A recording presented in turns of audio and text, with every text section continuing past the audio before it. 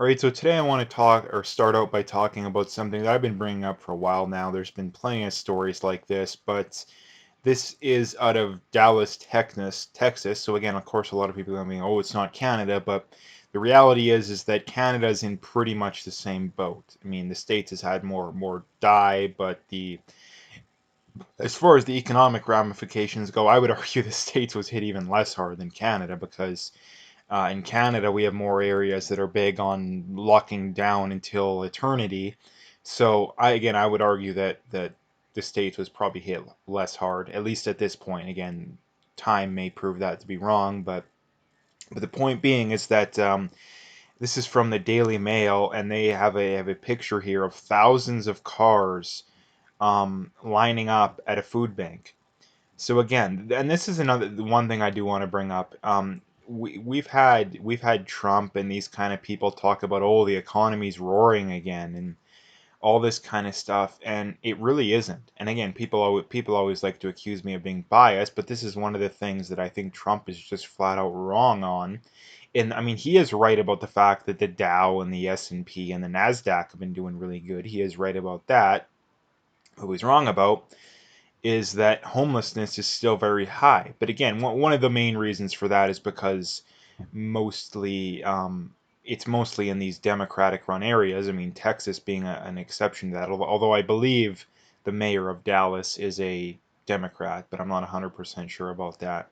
Um, Again, that is one of the things, the caveats to be fair to Trump, that the places that have been hit the hardest, both economic wise and the virus, again, it's been a double whammy. I mean, it just proves the fact, the millionth example of the lockdowns not working is that the places that have been hit the hardest, both economic wise and from the virus, are mostly Democratic run areas. So again, that is something that Trump is right about, and that is something that does make Trump look a little better. But like I say, on the other hand, the economy as a whole isn't doing that good. I mean, it really isn't. I mean, you see these numbers out of Canada too, where retail spending is back to where it was at pre-pandemic levels, and unemployment's it's still very high, but it's gone down by quite a bit. But the reality is that it's still not doing very good too. And I hear this all the time too. There's people like, oh well, um, there's plenty of places hiring out there, but the reality is that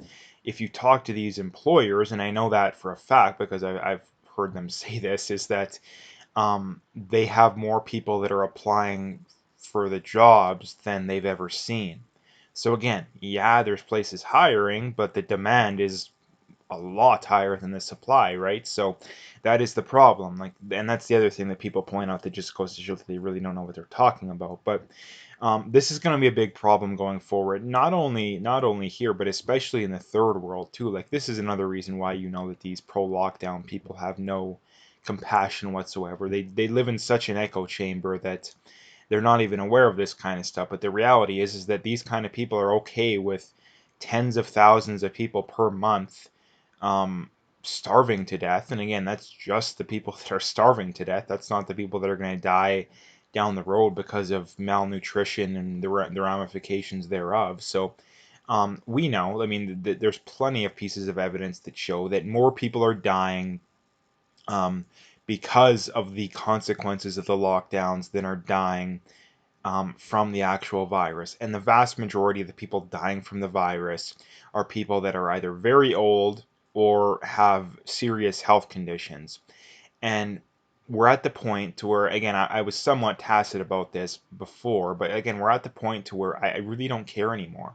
If I was 80 years old, it's pretty selfish of me to be like, yeah, I want people to completely destroy the economy, to make millions of people homeless in the States and probably hundreds of thousands in Canada, and to have um, probably at least one or two small children in Africa die because I want to live an extra year or two. To me, that's incredibly selfish. And to be fair, I don't think a lot of these people actually believe that. I think it's largely the government and the useful idiots that spout their talking points that are the ones talking about this. But again, the main point being is that the ramifications of the lockdown have done far more damage than good. Again, this is something I've been saying for months now. The more and more evidence that comes out, the more and more I've been proven right about that, and I think that I will continue to be even more proven right again. Many pieces of evidence, just off the top of my head, the Sweden strategy has been proven to be right. Back in April, May, June, maybe you could have argued differently, but now there's no debate. The virus is literally a non-issue in Sweden now. They have next to no new deaths. Um, and yeah, but yeah, they don't need to shut down their schools and force everybody to wear masks. No, life is back to normal. Their economy wasn't hit nearly as bad as most of these other areas, so that worked. The other reason we know is the states that have had the stringent or the hardest lockdowns have not had, New York, very hard lockdowns, New Jersey, a lot of Michigan. These states that were hit the hardest have not it's not done anything. And when you get, and then again, those are just a few examples. I mean, the other big things too is now is the debates with masks. Well, Edmonton mandated masks on August 1st. We're 3 weeks into that now, and the new cases have more than doubled. Again, so where is the proof that these masks work? Again, you look at the states. There's plenty of states that have had mask mandates where the cases have gone way up. There's plenty of states that have no mask mandates that have gone way down. Again, they'll point to one area and use that as an example, but there's no clear evidence that masks does anything. And here's the other thing too when it comes to masks is that now that it's been pretty much shown that even these people can't deny it anymore that they don't work, they're at the point now to where it's all people aren't wearing them properly and they're not doing it enough. They need to be wearing masks. They need to be forced to be wearing masks, even more. And we need to have, literal Gestapo people walking around, giving people tickets if they're not wearing their masks properly. Like again, and not to mention too, these are the same people that when I would inevitably point this out, I've talked to plenty of people that made this argument. They were like, "Oh, well," I would make the argument about, you do know the vast majority of people don't wear masks properly, and they usually would not admit that or admit it to the smallest degree they can. And eventually, I would just keep hammering that point because it is one of the many reasons that disproves the idea of masks doing anything. Um, and they would inevitably come up with the argument of, oh, wearing a mask, if half the population only wears masks properly, that's still better than nothing. That's the argument they would come up to, but we now know that that's still BS. So again, the main point, like I say, being here is that, yeah, the ramifications of the lockdowns are going to be a lot worse than any amount of deaths from the virus. And I don't think the government really cares when it comes to this. If anything, I think it's a good thing because what's going to happen is there's going to be tons of people living in poverty. And what does the average idiot out there do when this kind of stuff gets worse? Well, we need to give people free stuff, more free healthcare, more free housing, more free this, free that, which only makes the problem worse in the long run. Which what does the government do? Oh, because most of these people they can never admit they're wrong, which is why communism was so much worse, killed so many more people than any of these far right ideologies. Is that the one thing when it comes to the right is that they tend to be a lot better at admitting when they're wrong and learning from the mistakes. The left never admits when they're wrong. No matter what, it doesn't matter if millions of people die from your communist way of running things. It doesn't matter. Well, we're just going to double down and 10 million die. Oh, that it must mean we didn't do it enough. Oh, 20 million die. And again, they just keep repeating the same vicious circle, never wanting to admit they're wrong. So again, that's probably what's going to happen out of this. The government's just going to, I mean, they already have. I mean, they're just going to, but they're going to continue to increase spending, give people more and more free stuff, which is only going to hurt the economy more, which is only going to make the rich richer, which is going to be another thing they're going to complain about, even though that the rich have only gotten richer because of the policies that these idiots supported. Again, which is just going to mean more and more of the same. So, and that is the goal. That is the goal of socialism and communism, like it or not. All it does is hollow out the middle class because it makes it to where it's literally impossible to be in the middle class because you're either the vast majority of people are either poor or very poor or you're rich. There's really no in between when it comes to socialism. So anyway, the next story, Anthony Fauci, no reason we shouldn't be able to vote in person, Washington Times. Again, yeah, there's nothing to convince these people they're wrong. And when it comes to mail-in voting, I think there's two main reasons why mail-in voting is supported so much, and it's almost exclusively only supported amongst people on the left. Now, why does the average voter, the average person support mail-in voting? Because they're paranoid about the virus. Even though all the evidence points to, and they themselves even believe, that mail-in voting is perfectly fine. I mean, you literally see these same people that are supporting the BLM protests. Like, it's perfectly fine to protest in person, but not to vote in person.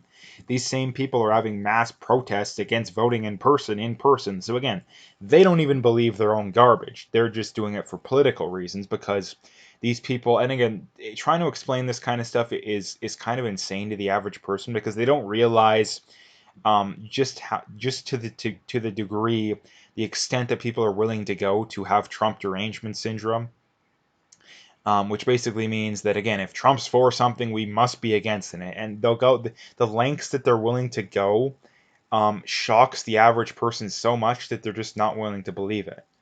And again, so that's kind of the average everyday person. Now, why do the higher ups want it? The higher ups want it because they know that it will give them more of an ability to cheat. The evidence clearly shows, there is no debate on this. There is plenty of examples of this, and if you don't believe me, you don't understand how to use Google, because you can find many examples. Number one, there was the case in New Jersey recently where the election literally had to be like redone, I believe, because so many were proven to be fraudulent. And the other example would be, well, mail-in ballots are about twice as likely to be denied because of suspected fraud than in-person ballots. So again, and again, like I say too, like these people that I always bring stuff up, and there's like, where's your source on this? Well, if you spent 2 minutes Googling, you could find all this kind of stuff. Like, this is how intellectually lazy and stupid these people are. Like, they refuse to spend 2 minutes looking something up. And again, so that's the next thing I wanted to bring up. Uh, so Yale illegally discriminates against white and Asian students, Justice Department says. And again, this is the crazy thing too, that we've gone from, if you bring this kind of stuff up, people thinking, oh, it's a conspiracy theory, to now them admitting it. And now we're at the point to where, oh, it's a good thing, with this whole Black Lives, and this is another one of the many reasons why, if you support Black Lives Matter, you're crazy. Now, not the concept of Black Lives Matter, but the fact that the goal of Black Lives Matter is not Black Lives Matter, it's to push these far left, crazy, cultish ideologies. Like, asking someone if they support Black Lives Matter is pretty much like, will you go along with the cult? Like, again, they are a cult. They want to defund the police. They want to abolish prisons. Actually, no, they want to abolish police. They don't want to just defund the police. They want to abolish prisons. You have these Black Lives Matter groups in some cities now going around and literally shaking people down, being like, yeah, you got to buy X% of your products from a black-owned business, or you got to pay us a tax. This is literal mafia-like tactics. So again, if you support Black Lives Matter, you are absolutely insane at this point.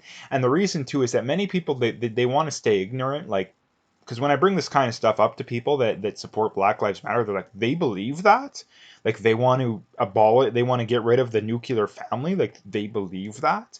Like, again, these people are so ignorant, it's not even funny. And a lot of these people are people that are somewhat politically active, too. So just imagine just how brainwashed and dumbed down people that aren't politically active are. So again, the main point being here is that we've gone from judge people based off the content of their character, judge people based off the color of their skin, to judge people based off the content of their character, back to judge people based off the color of their skin. Black Lives Matter definitively believes judge people based off the color of their skin. And again, if you want to be racist, go ahead, but supporting Black Lives Matter is, by definition, supporting racism. Again, this whole reverse, no, it is racism. There's no caveat in the dictionary to, oh, unless it's against white people or Asians. Like, no. And this is the other reason why that these people don't care about justice and all this garbage that they bring up. If they actually believed in equality and equity and justice, they would support best person for the job. Now, Why do they not support best person for the job? Well, if you support best person for the job, blacks are going to be underrepresented, women are going to be underrepresented, not because of discrimination and bigotry, no, because blacks have lower IQs on average. Blacks aren't as ambitious. It's kind of looked down upon in many aspects of the black community to be smart. I mean, if you study or if you care about your grades, they'll make fun of you. You're being white or all this kind of stuff. But again, on the other hand, Asians, it's there's the stereotype of the Asian parents, making their kids study all the time, right? So that is why Asians and whites are more likely to get into these universities because number one, they're more intelligent on average. There's no denying that. And again, obviously that's on average. And the other thing being is that they're more ambitious. They're more likely to want these positions. So again, this is just insane. The levels of insanity going on these days is off the charts. And the last thing I wanted to bring up is from Spencer Fernando, and he says, every time a shooting happens in Canada, the Liberals try to capitalize on tragedy by demonizing law-abiding Canadians rather than confronting gang crime. They demonize innocent people, inciting anger and division. They're trying to incite people against law-abiding gun owners. Why? Now, I've talked about this many times, so again, if you want to really get into, I'm not going to get into depth, but when you look at the numbers, and many police chiefs have confirmed this, is that the vast majority of gun crime going on these days is gangs, and it's of people who don't have firearms licenses to begin with. And this is the other thing too, is that even if you have a firearms license, carrying around a handgun in public is already highly illegal. Highly illegal. So the idea that more gun laws is going to do anything is absolutely insane. And again, these are the same people that mock you if you support keeping marijuana legal. Like, oh, you're so stupid. Everybody gets marijuana. Like, again, like how stupid can you people be? And again, most of the people, the vast majority, probably not people watching this video, but again, most people probably know someone like this that they actually think that this makes a difference, even though the evidence clearly points to the fact that it doesn't. There's many pieces of evidence, I've literally made multiple videos about it, of gun owners being less likely to commit crime, including murder, including with guns, um, than non-gun owners, and even than cops. Again, so if you're so concerned about, and this is the thing too, is that they're not concerned about crime, they have an irrational fear of guns. Why? Because, I mean, the media shoves it down their throat, because two, they want to have they support an authoritarian way of running the government, and the only real thing standing in the way of an authoritarian government is number one, free speech, which they're vehemently against, regardless of what they tell you, and number two, no gun ownership. Those are the only things that an authoritarian government needs to survive, and guess what, 95% of people on the left support both of those things. So again, that is why they want it. Is that it will just further advance their political agenda. And number two, um, like I say, the vast majority of crime is coming from gangs and from specific demographics of people in Canada, which is rather obvious. Again, I mean, you talk to some of these people in these major cities, it's not a lot of good old boys that grew up in the country that you know what I mean. A lot of this crime, number one, it's first, second generation immigrants. It's people that grew up in broken homes. This is what, you know, like I say, people who grew up in single parent households significantly, I think it's literally 5 times, 10 times more likely to end up in prison. If they actually cared about reducing crime, they would spend literally zero time targeting legal gun owners. Literally zero. I mean, the other argument here is that they're just so incredibly incompetent that they've literally never even looked into this kind of stuff. They've literally never looked into the fact that, AR-15s have killed like one person in Canadian history, but yet that's the main gun they're going after. They're going to spend billions of dollars to ban guns that literally kill like one person a year. Are you going to make that argument that they're that ignorant? Like, I don't believe that. I don't believe that. So again, the only conclusion is that they are just evil, sinister people, like incredibly evil and sinister people. You know, crime is going up in most of the, not most of these, but a lot of these big cities, namely Toronto. you see almost every day, you know, shooting here, stabbing here. Why is it happening? Why is it happening? Because we're ignoring the what's actually causing the problems in the first place, and going after what isn't causing the problem in the first place. Again, so that I could talk for so much longer about this, but I don't want to, because I don't want to make it too long. So anyway, I'm going to leave the video there. If you like to, make sure to like and subscribe if you haven't already. Check out those other links in there in the description. Make sure you follow me on those other platforms. Make sure you like and subscribe. I can't stress how important that is. So, and last thing, stay tuned for more videos.